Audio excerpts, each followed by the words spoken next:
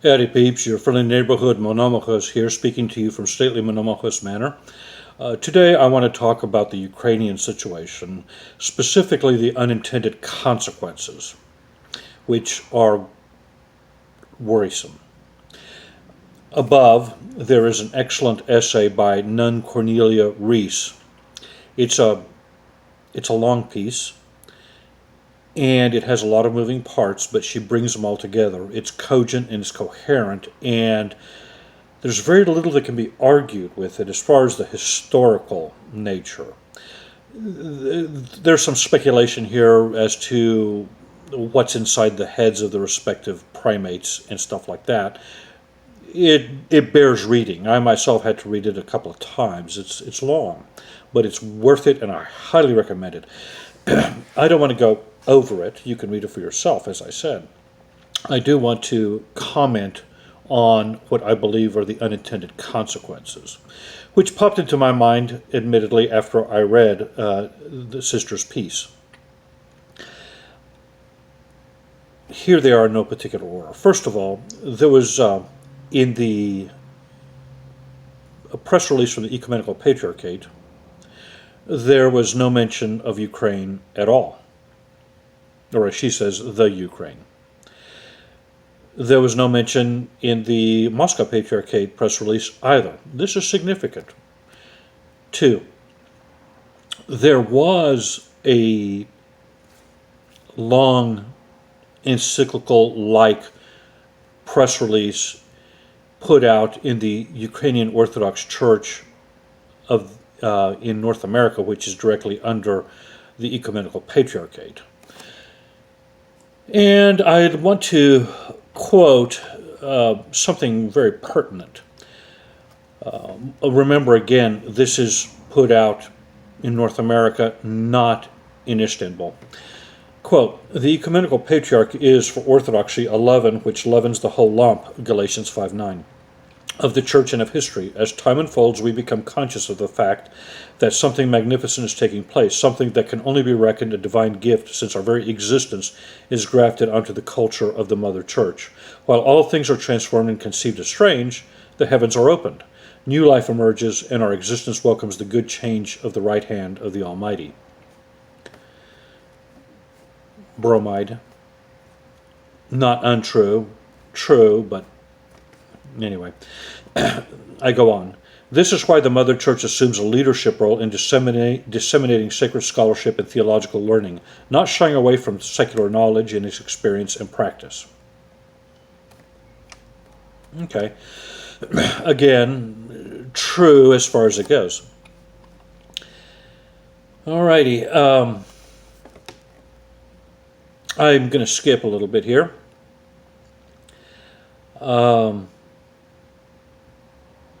There are some historical anomalies here, probably some misstatements.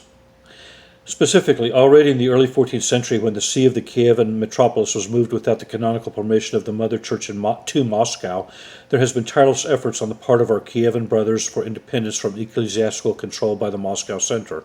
Indeed, the obstinacy of the Patriarchate of Moscow was instrumental in occasionally creating repeated mergers and restorations of ecclesiastical eparchies, uncanonical elections of bishops, as well as schisms, which still afflict the pious Ukrainian people. This is interesting because the creation of the Ukrainian eparchy here in the United States, as well as the creation of the Ukrainian eparchy in Kiev in 1920, was highly irregular. As you can read above, highly irregular. In other words, there was no apostolic continuity, no valid apostolic succession. Keep that in mind. Okay. He goes on to say, however, beyond all this, a study of the matter in light of the sacred canons does not justify any intervention whatsoever by the Church of Russia. The Thomas of proclaiming Moscow as a patriarchate does not include the region of today's metropolis of Kiev in the jurisdiction of Moscow. Moreover, after the well-known manner of proclamation of Moscow as a patriarchate by Ecumenical Patriarch Jeremiah II Tranos, the canonical dependence of Kiev to the Mother Church of Constantinople remained constant and uninterrupted. That's not necessarily true. In fact, it's not really true at all. In the year 1686 of our predecessor, the late Patriarch Dionysius IV, following a great political pressure from the harrowing circumstances and for peace in the local church, was obliged to issue a letter granting Moscow the license to ordain the Metropolitan of Kiev on the inviolable condition that every Metropolitan of Kiev would commemorate the name of the Ecumenical Patriarch as his ecclesiastical superior and authority, but also to demonstrate the canonical jurisdiction of Constantinople over this metropolis. I think that's wishful thinking, if you ask me. If Moscow has jurisdiction over Kiev, and Moscow appoints whoever the Metropolitan of Kiev is, whoever it is, then he commemorates Moscow, the patriarch there. That's just Orthodoxy 101, folks. What's going on here? Let's just get right down to it. We are seeing the Ecumenical Patriarchate making it up as it goes along, and it's been doing this for several years now, especially during the Patriarchate of the present Patriarch of Constantinople. Someday, I'll probably be forced to issue a video on what I think are the accomplishments of the present-day Patriarch of Constantinople. I don't want to do that yet. Hopefully, things will turn out better. So we'll leave that aside for now. But the idea that he makes things up as he goes along is unarguable. Okay, so what are the unintended consequences? Well, schism, that's not good. A violent takeover of canonical churches in the Ukraine, that's not good. Possibly war.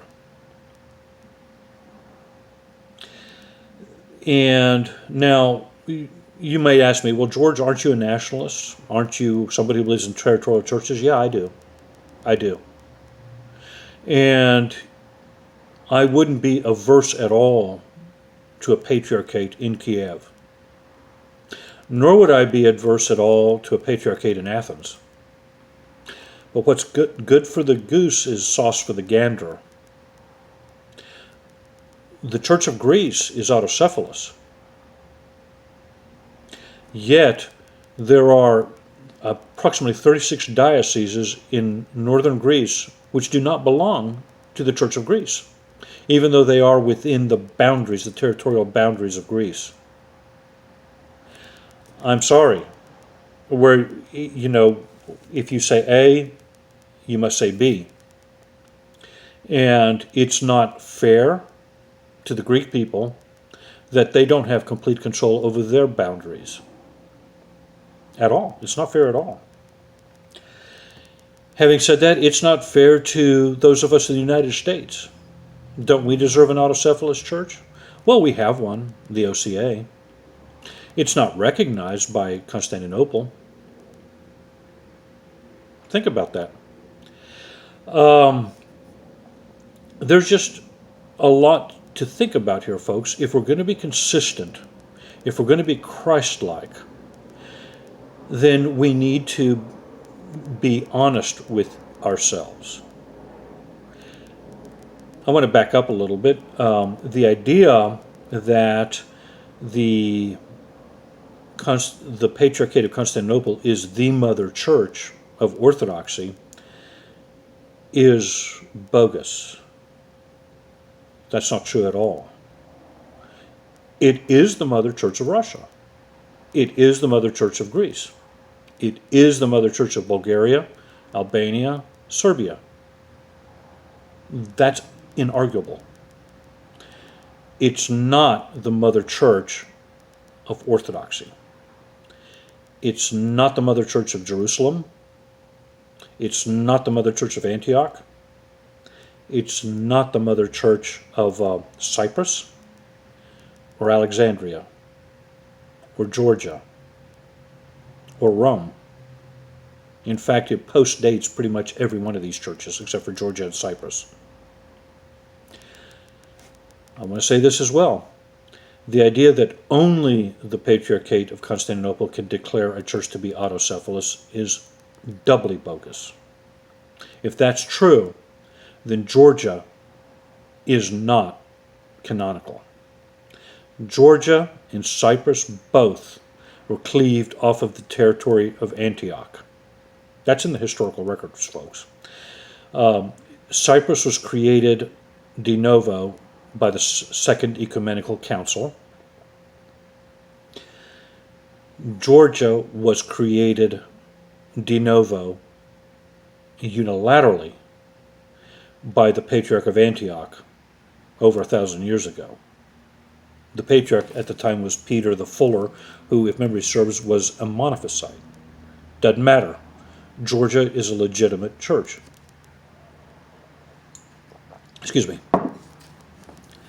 So these claims have to be fought. They have to be defeated. The days of us simply ignoring this particular bishop or that particular bishop or this patriarch over here as, the crazy uncle that we have to put up with every Thanksgiving are over with. Such grandiosity is not befitting a Christian pastor. Leaving that aside, such grandiosity has to be fought tooth and nail. As it stands right now, and Nun Cornelia puts it out, 11 of the 14 autocephalous churches, 15 if you count the OCA, but leave that aside, have already spoken forcefully against this action, including the Church of Georgia, which supposedly has a territorial dispute with Moscow. Not just Antioch and Serbia and Bulgaria, but Georgia. This is crucial. Poland.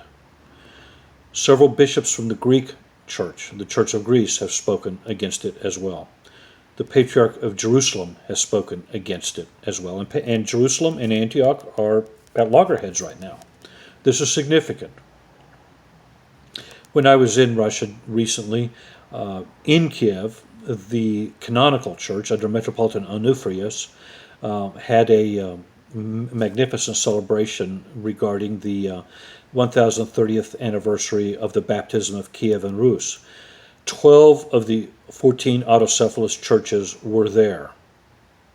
At the same time, the so-called Patriarch Filaret of the schismatic Ukrainian church, who was defrocked, had a celebration, but only 3 bishops from Constantinople were there.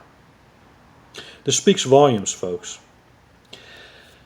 I don't really want to say any more except that I do think that we need to take a deep breath. I'm hoping that cooler heads in Constantinople are prevailing. I'm also hopeful that these cooler heads are thinking long and hard about how they got into this mess in the first place. There was no need to. Ukraine is not the territory of Istanbul.